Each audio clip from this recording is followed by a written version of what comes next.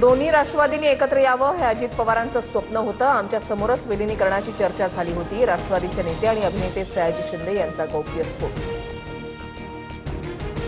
पुन्हा विधान परिषदेवर जाण्यासाठी उद्धव ठाकरेंच्या समोर आव्हान. संख्याबळाच्या कमतरतेमुळे मवियाची कोंडी. उद्धव ठाकरेंना आधी राज्यसभेचं समीकरण जुळवावं लागणार.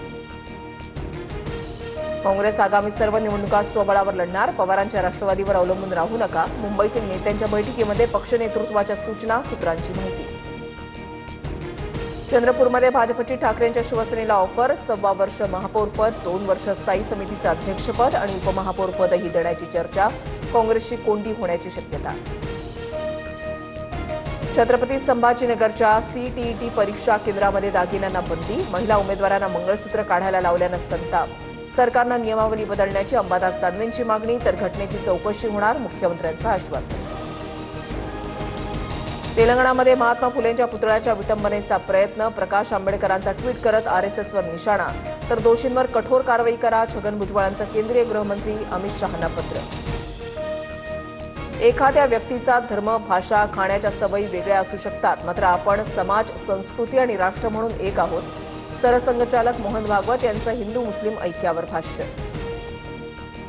सेलिब्रिटी म्हणून सलमानला बोलावलं की मुस्लिमांनाही संघामध्ये प्रवेश मिळणार. संघाच्या शताब्दी महोत्सवाला सलमान खानच्या उपस्थितीनंतर संजय राऊतांचा निशाणा. जनगणनेमध्ये ओबीसीचा कॉलम नाही. ओबीसी जनगणना झालीच नाही तर आरक्षणाचा प्रश्न कसा सुटेल. विजय वडेट्टीवार आक्रमक. 17 फेब्रुवारीला नागपुरातील संविधान चौकात धरणं आंदोलन करणार. नाशिकच्या ओझर विमानतळाच्या विस्तारित टर्मिनल इमारतीचं मुख्यमंत्र्यांच्या हस्ते भूमिपूजन. एअरपोर्टचं मोठ्या प्रमाणात विस्तारीकरण करणार. नाशिकचा विकास भरारी घेणार. फडणवीसांचं भाष्य. अहिल्यानगरमध्ये मुख्यमंत्री फडणवीसांच्या हस्ते तौरल इंडिया प्रकल्पाचं उद्घाटन. सुप्यामध्ये काही लोक उद्योगांना त्रास देतात, मात्र आता गुंडशाही, झुंडशाही खपून घेणार नाही. फडणवीसांचा इशारा. आमदार विलास भुमरे यांच्या मुलाच्या बोटाला शाई लावल्याप्रकरणी जिल्हाधिकाऱ्यांकडून 3 कर्मचाऱ्यांचं निलंबन. मतदान केंद्र प्रमुख, मतदान अधिकारी आणि एका होमगार्डवर कारवाई. पैठण तालुक्यामधल्या पाचोड मतदान केंद्रावर घडलेला प्रकार.